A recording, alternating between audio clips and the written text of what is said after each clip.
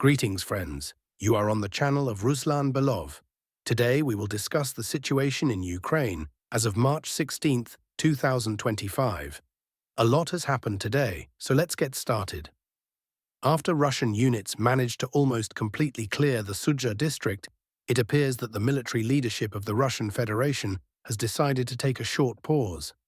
Not in the sense that negotiations are underway, but possibly because the Russian side is planning to halt offensive activities altogether. At the moment, along the entire line of contact, there are several very important settlements, strategic defensive nodes where significant resources could be invested, meaning personnel, FPV drone operators, equipment, to develop an offensive in one direction or another. Potential operations include the Pokrovsk offensive, Konstantinovka offensive, Siversk offensive, and Slavyansk offensive. In other words, there are many areas where progress could be made. However, it seems that at present, the Russian leadership and the Russian army have sufficient resources to conduct combat operations and launch large-scale offensives along the entire line of contact. This is generally understandable. Therefore, decisions are likely being made now about where the Russian army will move next. But even despite this brief operational pause, during which decisions are being made, or perhaps have already been made, the process of redeploying and regrouping Russian units is underway. In the near future, the activity of the Russian army will once again reach its peak. However, despite all this, there are several sections of the front where the Russian army continues to advance. Despite the dizzying success of Russian units in the first days of the offensive, following the landing near the settlement of Zaporizhzhia, we now see that the pace of the Russian army's advance is gradually slowing down. In the first days of the offensive, footage of objective control, as well as various notifications and reports from relevant authorities, appeared almost daily, indicating that Russian units had taken control of one settlement or another. However, we now observe that as the Russian army moves closer to the border and approaches the Sumy region, the pace of the offensive has slowed. This is due to a number of factors, including the fact that even in Sudzha itself, there is a huge amount of abandoned equipment, a large amount of captured equipment, and, as it turns out, a significant number of surviving civilians. Procedures for filtration are now necessary. There are many traps, abandoned weapons, and the city needs to be demined, prepared, and cleared. It is possible that there are still pockets of resistance within the settlement of Sudzha, with Ukrainian soldiers hiding in basements, possibly disguising themselves as civilians. In other words, there is a lot of work to be done in the city of Sudzha and the Sudzha agglomeration. This may also be a reason why the Russian offensive has slowed. If we talk about the pace and where the main battles are currently taking place, the Russian army is trying to catch up with, or conversely, hasten the retreat of Ukrainian units near the settlement of Gogolevka. In these frames, we can observe strikes, possibly artillery strikes, drone strikes, or strikes from concealed tank positions, on Ukrainian units within the settlement, which appear to be gradually retreating further toward the state border. According to open-source information, the Ukrainian command, including Siversk and Zelensky, has not yet issued orders to retreat, so we can assume that we might see some resistance from the Ukrainian armed forces in Gogolevka, resistance that was perhaps expected in areas like Martinovka or Zaporizhzhia during the first days of the offensive. Of course, despite the slowdown in the offensive pace, there have been adjustments to the map over the past day.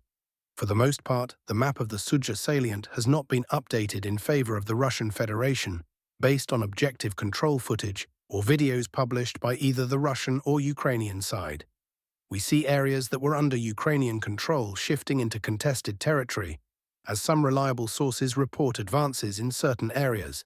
For example, in the fields between the settlements of Sverdlikovo and Gogolevka, there has been movement by Russian units, although no footage of this has been published. There is also information that, despite ongoing battles in Gogolevka, the Russian army is trying to catch up with or hasten the retreat of Ukrainian units. Reports indicate that on the northeastern outskirts, Russian units are consolidating and advancing further. There is also information that Russian units are attempting to expand their zone of control in the southern Kherson area. Here, there are also two settlements under Russian control, the villages of Gornyal and Gueva. Regarding Gueva, for the second or third day in a row, There have been reports that Russian units are entering the territory of Gueva. However, such information comes in almost every morning, but by evening there is no confirmation of the morning reports. As a result, some cartographers mark Gueva as a grey zone, while others make no adjustments. One thing is clear: even if Russian units do enter Gueva, it is evident that the Russian army does not yet have firm control over the settlement. Therefore, they are constantly forced to retreat back to the forested area located to the northeast for regrouping or to bring up reserves, only to repeat the process the next morning or night. At the same time, some cartographers note combat operations in the forested areas located along the border. Based on some mapping services, we have marked parts of the forest along the border between the settlements of Sadki and Gueva. It is possible that the Russian army is currently attempting to bypass Gueva from the flanks to advance toward the settlement of Gornyal and thereby cut off the final supply routes to Ukrainian armed forces, UAF units in Gueva, forcing them to retreat toward Gornyal. However, despite the slowdown in the pace of the offensive, we understand that the Russian army will still reach the state border. The only question is when this will happen. Based on the slowing pace of the advance, it seems that the final clearing of the entire Kursk region and Sudzha district may take anywhere from several more days to several weeks. It is possible that the final clearing of the Sudzha district will be decided in conjunction with determining where Russian units will move next. For example, today information emerged that some brigades and divisions from the Sudzha salient are being redeployed to the Pokrovsk direction. In the near future, we may see an intensification of combat operations in that sector of the front. Recall that just before the start of the battle for Sudzha, during its final phase, the Russian army managed to significantly expand its zone of control and consolidate its positions along the southwestern perimeter of Pokrovsk.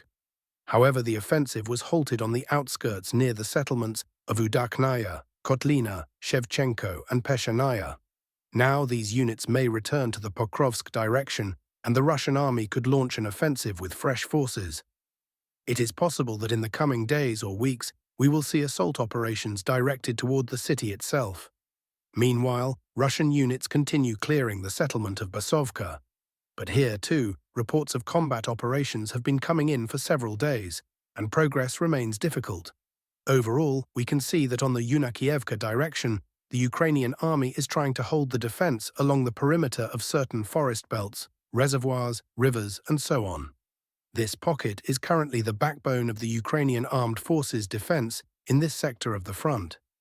If the UAF loses this salient between Basovka, Gogolevka, and Oleshnya, the Russian army could increase the pace of its advance toward Yunakievka.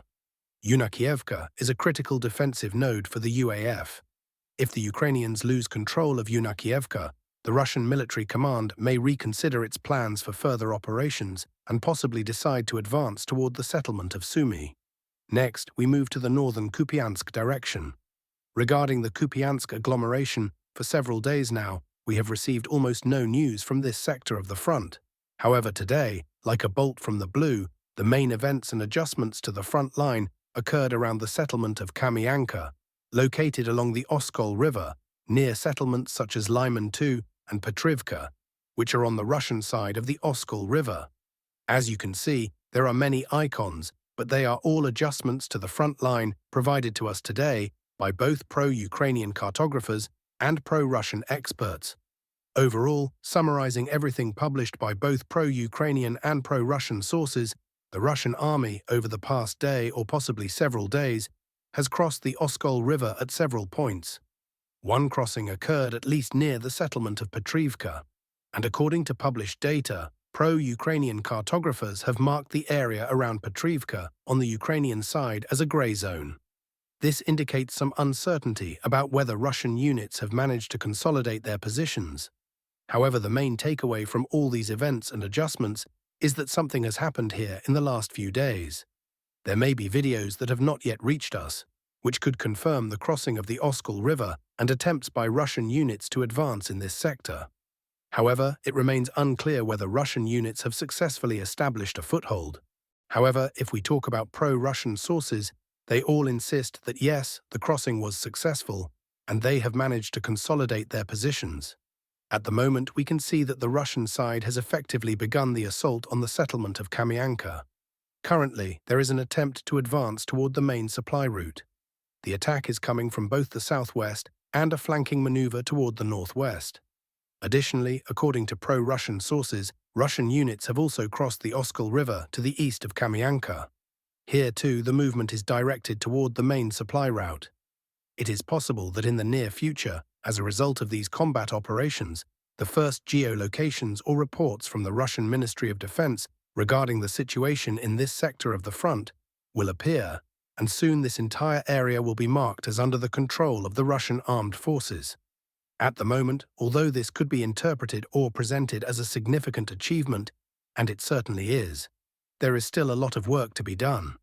Overall, all the activity currently taking place on the Ukrainian side of the Oskol River, north of Kupiansk, suggests that Russian units and command are indeed considering the option of striking toward the Pechenyi Reservoir from the Oskol River. The goal would be to cut off the salient between the settlements of Vovchansk, the Pechenyi Reservoir, Kupiansk, and the state border between the Russian Federation and Ukraine. Combat operations in this sector of the front may resume soon, after which the Russian side will begin moving further south towards settlements such as Oskol, Balaklaya, and other areas that the Russian army lost control of in 2022 during the Ukrainian Kharkiv counteroffensive.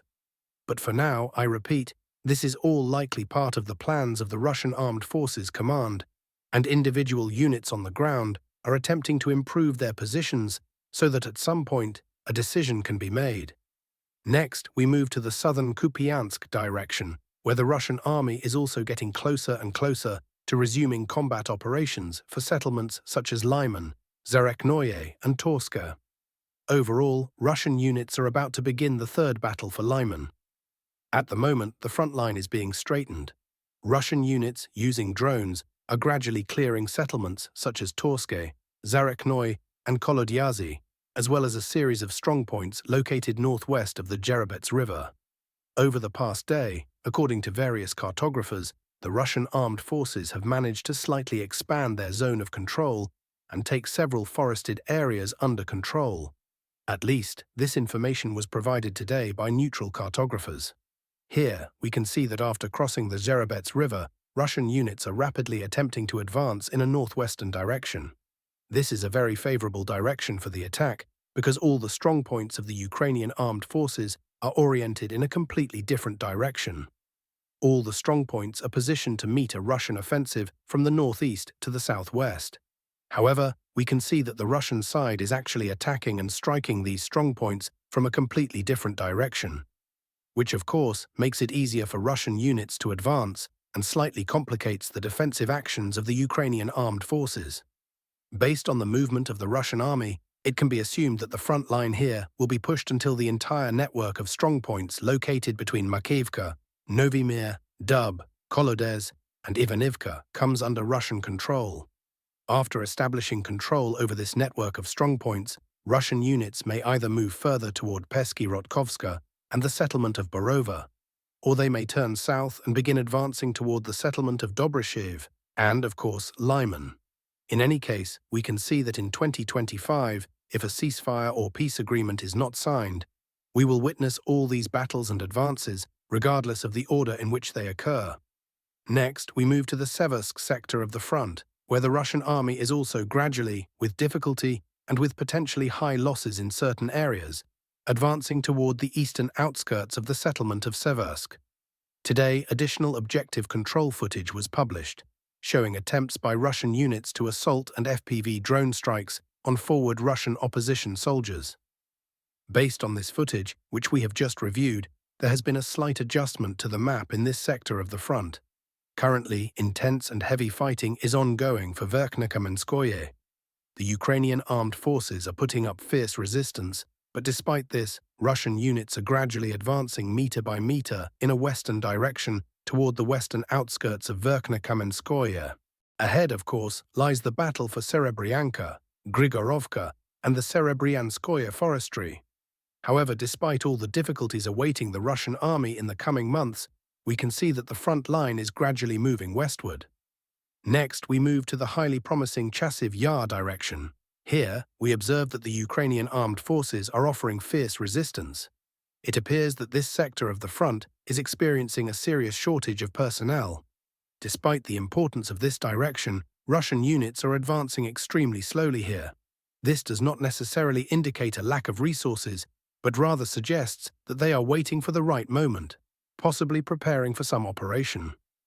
Among the recent news from this sector, it is worth recalling that the Russian Ministry of Defense announced the clearing of the settlement of Novomarkovo this week. This came as quite a surprise, as not only was a strategically critical settlement on the Ukrainian side of the Siversk Donetsk-Donbass Canal cleared, but this advance also allows Russian forces to move further toward settlements such as Mayskaya and from Novomarkovo toward Markova. If the Russian army succeeds in carrying out both offensive operations to expand the bridgehead on the Ukrainian side of the canal, this could lead to a wide variety of possible operations toward Kostiantynivka, specifically its northern, northeastern, and northwestern sectors, including settlements like Alexeyevka, Druzhkivka, and the northern part of Kostiantynivka. Here we can see the beginnings of what might become an offensive operation that could eventually lead to the encirclement of Kostiantynivka itself. However, it is difficult to encircle Kostiantynivka until the Russian army resolves all issues in the settlement of Donetsk. Recent updates on maps and geolocations indicate that the Russian army is close to fully stabilizing the situation in Donetsk, pushing beyond its boundaries and gradually advancing toward Kostiantynivka. Today, Ukrainian units published footage of a series of FPV drone strikes on forward Russian positions in the northern part of Donetsk. The video is quite lengthy, and all geolocations recorded during these strikes have been analyzed. One geolocation in particular stands out, this point here. Based on at least this episode, we have marked another small block of Donetsk as under the control of the Russian armed forces. Currently, it appears that Ukrainian units near the Avangard Stadium are encircled. Let me remind you that the Ukrainian offensive or counter-offensive operation in Donetsk began on February 26th. For 20 days, the Ukrainian army attempted to counterattack. In the initial days, Ukrainian units managed to significantly improve their positions and create a critical situation for Russian forces. However, whether due to exhaustion or a lack of resources, Russian units stabilized the front line in the central part of Donetsk and, after stabilizing, launched counterattacks, effectively reclaiming lost ground. By March 16th, we see that the northern part of Donetsk has been almost completely cleared, and Ukrainian units have largely abandoned this sector of the front. We can observe how events unfolded day by day, from February 26th to the situation on March 16th. Once again, we see that the northern part has been almost fully cleared, particularly around the Toretskaya mine. It is possible that in the near future, perhaps even tonight between March 16th and 17th, Ukrainian units will either decide to break out of the encirclement or remain there permanently. After clearing the northern part of Donetsk, a significant portion of the front in the Zabalka district remains. Here, Ukrainian units successfully counterattacked during February and March, consolidating their positions. However, it will likely take the Russian army 1 to 2 weeks to fully stabilize the situation in this micro-district. Afterward, Russian forces will gradually be able to advance toward the Klebenbik reservoir. By that time, a turning point may occur in the Chasiv Yar direction, as reinforcements from the Kursk region could be deployed to strengthen this sector. In general, one of the directions will become very active in the near future. This activity will be fueled by the fact that during the Kursk counter-offensive, Russian units managed to preserve almost their entire grouping, with minimal losses in the recent operation. Some of these resources and reserves may be redirected to one of the key directions, where the situation will develop at maximum speed. Next, we move to the Pokrovsk direction. We can see that once again, after counterattacks by the Ukrainian armed forces in February and March, by March 16th, the Ukrainian army has exhausted itself. No more counterattacks are being launched, there is no more information about combat operations in Peshonoye, and no more footage is coming from Shevchenko. Regarding Uspanovka, if there is any news, it is only about the Russian army advancing again. There is silence about Kotlino and Udakhnoye. The Ukrainian side is no longer counterattacking. It is possible that they conducted counterattacks in all these settlements in the first half of March and late February to try to force the Russian command to return units from the Kursk region back to Pokrovsk. However, it seems that the Ukrainian side failed to achieve this goal, and now there is even less reason to counterattack, as the Russian command may soon deploy reserves here. Therefore, the Ukrainian command and units have come to the only correct decision, which is to dig in and go on the defensive, trying to preserve the forces they currently have, as things may heat up here very soon. Next, we move to the Dnipro direction, which completely stalled several weeks ago. After the fall of settlements like Zaporizhzhia and the advance toward Preobrazhenka, the Russian army stopped for some unclear reason. There is no further movement. Perhaps regrouping is underway, or perhaps some units were taken from here and redeployed to Kursk as reserves, in case the operation to land troops via the pipelines failed. It is possible that the Russian side planned to overwhelm the direction with sheer numbers if necessary. However, as we can see, the Russian forces suffered minimal losses on the Sudzha salient. Now, reinforcements may return here, which could increase the pressure toward the border between the regions. Active combat operations may also be expected here in the near future. A similar situation is observed on the southern Donetsk direction, but with one small difference. Despite the silence on other sectors of the front, combat operations have resumed here, possibly even without waiting for reinforcements, near the settlement of Rozliv. This is where the Ukrainian side has been organizing counterattacks toward Konstantinovka over the past few weeks, so the Russian command decided to resolve this resistance hub once and for all. Over the past few days, the Vostok group has been gradually advancing toward Rozliv, closing the distance. Now we see episodes of clearing operations using FPV drones. It is possible that tonight, between March 16th and 17th, the Russian side will make its first attempts at assault operations to secure positions on the southern outskirts and push Ukrainian units toward the settlement of Bogatyr. Russian units are also advancing along the Mokry Yali River. On the southern Donetsk direction, objective control footage from the UAF has been published, showing strikes on columns of Russian equipment moving along the Mokry Yali River near Dnipro and Novocherretuvate. We see a large amount of Russian equipment under drone and artillery strikes, with several episodes geolocated in the fields and one point specifically geolocated here. Based on objective control footage, there has been a slight adjustment to the map, but pro-Russian cartographers assure that Russian units have advanced significantly further north and have even secured positions on the southern outskirts of Velyka. To summarize all the information received over the past day, we can see that the offensive here has a clear goal: the village of Velyka, located along the Mokry Yali River. Overall, if we try to understand what the Russian army aims to achieve, it is undoubtedly the settlement of Komar, through which the main logistical routes and supply lines supporting the UAF grouping in Bogatyr, Rozliv and Alexeyevka pass.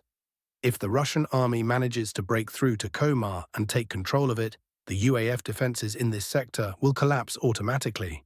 Next, we move to the Zaporizhzhia direction, from which a lot of news has been coming in recent days. Since the start of a possible offensive in this sector 3, 4 or 5 days ago, we have not yet received any objective control footage that would allow us to adjust the map in favor of the Russian armed forces. Yes, footage of artillery strikes, MLRS strikes and drone strikes has been published, but there are no clear images of Russian soldiers moving toward settlements like Shcherbaki, Mali Shcherbaki or Stepov. However, despite the lack of footage, many neutral cartographers, very reliable sources and pro-Russian sources all assure that settlements like Pyatikatki, Stepov, Mali Shcherbaki and Shcherbaki are either fully or partially under Russian control. Overall, summarizing all the information currently available in open sources on the internet, the entire area we are marking in red is already under the control of the Russian Federation or on the verge of being fully cleared. However, despite this success, we understand that we have seen this picture before.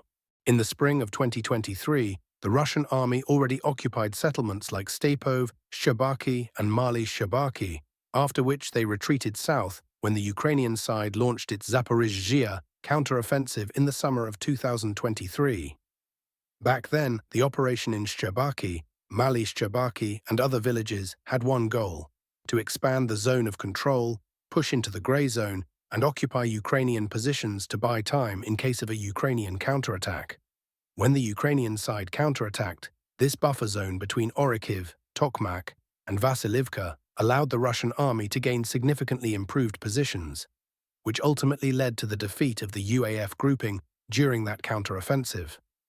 Now, history may be repeating itself as Zelensky dreams of Energodar and the Zaporizhzhia nuclear power plant, and at any moment he could strike in this direction. Therefore, the Russian side is trying to be in a more advantageous position when this battle begins. On the other hand, it is possible that the Russian army is trying to advance further and will continue to do so. We will find out in the near future. The goal of the Russian army may be to reach Pavlivka and the settlement of Novoyakovlivka in order to semi-encircle Kupiansk and Stepnohirsk and cut off the main supply routes, including the H08 highway, which leads toward Orikhiv. The Russian side has launched a large-scale offensive here, but we will only be able to understand its full scope in a week or two, when it becomes clear whether the Russian army will continue to advance. And that's all for now, dear friends.